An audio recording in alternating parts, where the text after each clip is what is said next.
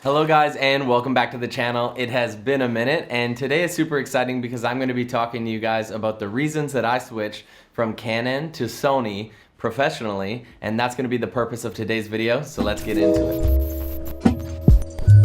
If it's your first time here at the channel, my name is Matty Collins and we talk about everything photography, filmmaking with an emphasis on gear.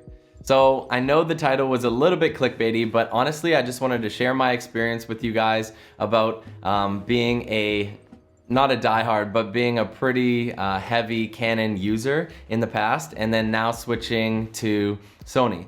So my reasoning is the following. Little bit of a story time for you. So number one is that the RF system, I think right now the lenses are quite expensive, and at the same time, there's not a lot of third-party makers like Tamron and what's another one, Sigma, who are producing high-quality lenses at a discounted rate. Like a lot of the times you can find it like 50% off on the E-mount. So it's like 95% of the lens, as Gerald Undone always says, but you're paying like $1,000 less. So I didn't really have that option. I currently have the Canon RP, which I'm shooting on now, and I had like the 35mm RF, but I really wanted a nice zoom lens. My option was to get a cheaper f4 or spend like $3,000 on like the wide angle zoom or like the 24-70 2.8. But that was really expensive, and by doing so, if I bought one of those lenses, then I would be committing myself to the Canon ecosystem. So what I decided to do instead is I decided to switch completely because the A7IV just came out and I was lucky enough to get my hands on it. This is the Hong Kong version. As a lot of you guys know, I do live in Shanghai, China. But I was able to get my hands on this and I thought to myself, it's a gorgeous body. It's an amazing body. In my opinion, it's better than the R6, and I'll talk about those reasons in a second. But at the same time, I can get really high quality glass for a discounted rate. So I think as a combo, I was thinking financially when I made this decision. And in the past, yes, I've loved Canon colors. I think Sony has caught up in the recent cameras, and then also the menu system as well. So I also think that Sony is finally getting their act together with the menu systems and things like that. But holy smokes, let's dive into why I chose the Sony A7IV, sorry, this is a bit of a rant, instead of the Canon R6. If you guys are enjoying this video, please be sure to give it a like because it goes a really long way in helping my channel get noticed. It feels good to be back in the lab, and I just wanted to say a big thank you to my 360 subscribers. My goal right now is to make that 500 subscriber mark, because what they've done right now, I can engage with the community and I can post questions for you guys and things like that if I get to 500. So let's try and do that, and I just want to thank you guys for the support. All right, so let's finish off this video with the specific reasons why I decided to go with the Sony A7IV instead of the Canon R6. So the reasons are as follows, and I apologize, I do have some notes to the side, so I'm going to be peeking over. Number one is that, yeah, the price was pretty much on par, but I'm a big photography shooter, so like mostly photography for clients over video.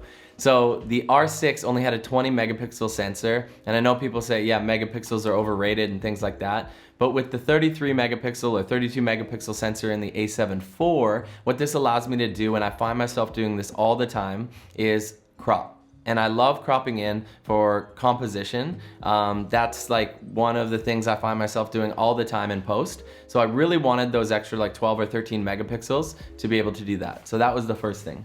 The next thing is that I already mentioned this, but RF lens prices are insane right now. My light just went off. They're insane right now, and I can find some, like the E-mount system has been around a while, and I'm a big fan of just getting 95% of the lens for a discounted rate, so like Tamron and Sigma lenses, and that's what I decided to do right now. I got the 24-70 2.8 lens for this thing, and I think that's a perfect starting lens. Talking a little bit about the overheating. So I understand that some people are saying the A7IV does overheat at 4K 60, and this is true. However, if you just swivel the screen out, you're gonna get a whole lot more runtime out of it. And I don't know if I'm gonna be shooting 4K 60 for like 60, 70 minutes before that overheat happens. But I think it's a little bit more notorious on the Canon R6, and this scared me a little bit, like the R6 and the R5. So yeah, that was another reason. Huge reason I went with this is computers are a really big investment when you are a creator. So I have a MacBook 16-inch Pro. It's pretty solid, and I upgraded the GPU, but it's becoming quickly outdated with all the new like 4K, 6K, 8K resolutions that are coming out and all these codecs and blah, blah, blah. And to my understanding, Canon codecs are a little bit more taxing on your system. So I really like the codecs that Sony has available and the different bit rates that you can change, or megabits per second, things like that. So what I do find is that this can be easier on my system for editing video, and that was one of the reasons.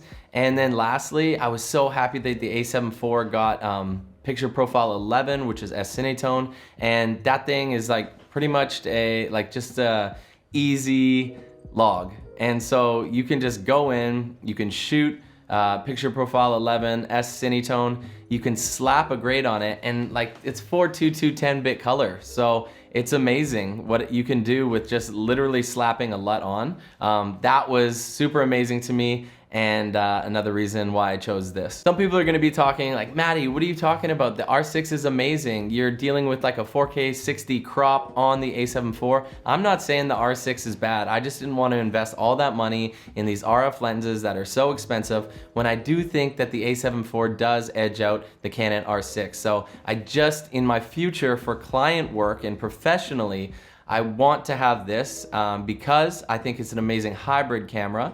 The R6 is as well, but I just think, for the reasons I already told you, that this is the better purchase. This is the better investment when I'm going into a new business, and I do think that I'm gonna need new lenses and things like that. I don't want to be paying an arm and a leg for Canon RF lenses, and who knows when Sigma and Tamron are gonna come out with like the similar lenses that they already have for the E-mount. So I just said, you know, bite the bullet now. Let's enter the Sony ecosystem, and I will not be selling my Canon EOS RP because it's amazing for shooting YouTube videos and things like this. I'm so used to it. It's gonna be a lot of fun to just like play around with in personal work and personal projects, things like that. The photography is amazing on it, and the video is shit, if I'm being honest. So this is like a crazy video upgrade, but this was not a comparison between the Canon EOS RP. It was kind of like an R6 A7IV type thing. Thank you so much for listening to my rant.